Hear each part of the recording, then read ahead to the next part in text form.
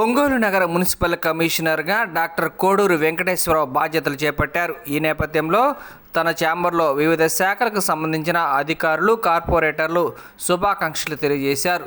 ఈ సందర్భంగా మై న్యూస్తో మాట్లాడుతూ ఒంగోలు అభివృద్ధికి నా వంతు కృషి చేస్తానని, అలానే ఒంగోలు నగరంలో ఎక్కువగా వీధి కుక్కలు బెడద మరియు దోమల నివారణపై చర్యలు తీసుకుంటామని మై న్యూస్కు తెలియజేశారు.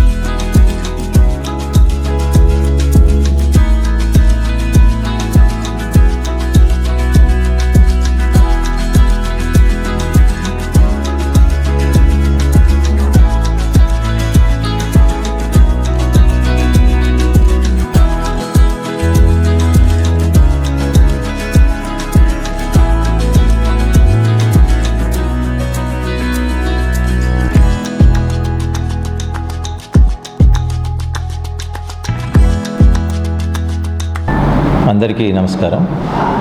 నా పేరు డాక్టర్ కోడూరు వెంకటేశ్వరరావు. ఈరోజు నేను ఒంగోలు నగరపాలక సంస్థ కమిషనర్గా బాధ్యతలు చేపట్టడం జరిగింది. మరి ఇక్కడ స్థానికంగా ఉన్నటువంటి సమస్యలు ఇవన్నీ కూడా అధ్యయనం చేసి ఇక్కడ మా మున్సిపల్ ఉద్యోగులు మరియు సచివాలయ సిబ్బంది సహకారంతో మరి పట్టణంలో ఒకటి పారిశుద్ధ్యం, వాటి నిర్వహణ, ఎందుకంటే అది ఆరోగ్యంతో లింక్ అయి ఉంటుంది కాబట్టి పారిశుద్ధ్య నిర్వహణ పైన దృష్టి సారిస్తాము.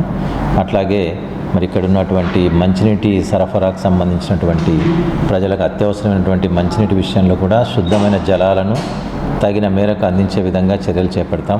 స్థానికంగా ఉన్న ప్రజాప్రతినిధులు మరి శాసనసభ్యులు, ఒంగోలు శాసనసభ్యులు గౌరవనీయులు దామచర్ల జనార్దన్ గారు, సో వారి యొక్క సలహాలు సూచనలు తీసుకొని పట్టణానికి మరి ఏ రిక్వైర్మెంట్స్ ఉన్నాయి, అభివృద్ధి కార్యక్రమాలు ఏవేవి అవసరం ఉన్నాయి, వారి యొక్క సహకారంతో ముందుకు తీసుకెళ్ళి ప్రజలకు కావాల్సినటువంటి అన్ని రకాల సౌకర్యాలు కల్పిస్తూ అభివృద్ధిని మరియు సంక్షేమ కార్యక్రమాలని ముందుకు తీసుకెళ్తామని మా మున్సిపల్ ఉద్యోగులు, మా సచివాలయ సిబ్బంది అందరికీ కూడా సరైనటువంటి గైడెన్స్ చేస్తూ వాళ్ళని మోటివేట్ చేసుకుంటూ చక్కని కార్యక్రమాలు నిర్వహించాలని చెప్పేసి అనుకుంటున్నాం.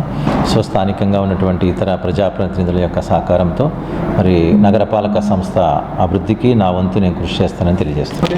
రెండు ఇబ్బందులు బాగున్నాయి సార్. ఒకటి దోమల విపరీతంగా ఉంది. అట్లాగే కుక్కలు, వీధి కుక్కలు అయితే మరి దారుణంగా ఇబ్బంది పడుతున్నారు. ఓకే, అది మీరు ఎలా నివారించగలరు? సో దోమల నివారణ అది పారిశుద్ధ్యంలో అదొక భాగం అది.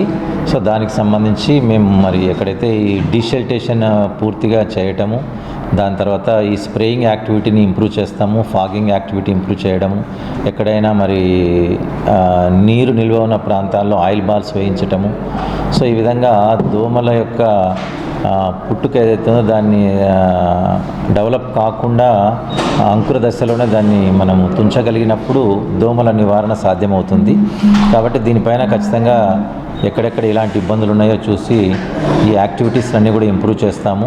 మాకున్నటువంటి పారిశుద్ధ్య కార్మికులు ఉన్నారు, తర్వాత శానిటేషన్ సెక్రటరీస్ ఉన్నారు, వాళ్ళందరితో మీటింగ్ కూడా కండక్ట్ చేస్తున్నాం. ఈరోజు మీటింగ్ పెట్టుకొని ఖచ్చితంగా వాటిని మెరుగుపరుస్తాము. అలాంటి ఇబ్బందులు లేకుండా ఖచ్చితంగా చర్యలు తీసుకుంటాం. వీధి కుక్కల మీద ఎలాంటి సో వీధి కుక్కలకు దానికి సంబంధించి అనేక నిబంధనలు ఉన్నాయి, నియమ నిబంధనలు ఉన్నాయి. సో అవన్నీ కూడా మేము దృష్టిలో పెట్టుకోవాలి. ఎందుకంటే ఇప్పుడు జంతు సంరక్షకులు వాటిని ఎక్కడ కూడా తరలించడానికి కొన్ని ఇబ్బందులు ఉన్నాయి. అలాగే వాటికి ఆపరేషన్ చేయించాలి. అట్లాగే ఈ రేబిస్ వ్యాధి రాకుండా టీకాలు వేయించడం అనేటువంటి పద్ధతి ఉంది. సో వాటన్నిటి కూడా మరి ప్రభుత్వం నిర్ణయించినటువంటి ఏవైతే విధానాలు ఉన్నాయో ఆ విధానాల ప్రకారము మరి డాగ్స్ మెనెన్స్ అనేటువంటిది మేము చేస్తాము ప్రజలకు. ఎందుకంటే వీటి వల్ల కుక్క కాటుకు ఎవరైతే గురవుతున్నారో అలాంటివి లేకుండా మా శానిటేషన్ సూపర్వైజర్స్, శానిటరీ ఇన్స్పెక్టర్స్తో ఒక మీటింగ్ కండక్ట్ చేస్తున్నాం ఈరోజు. దానిపైన కూడా ఏం చేయాలి ఏంటి అనేటువంటిది ఖచ్చితంగా ఒక విధి విధానాలు రూపొందించుకొని వాటికి ప్రజలకు ఇబ్బంది లేకుండా చర్యలు తీసుకుంటామండి.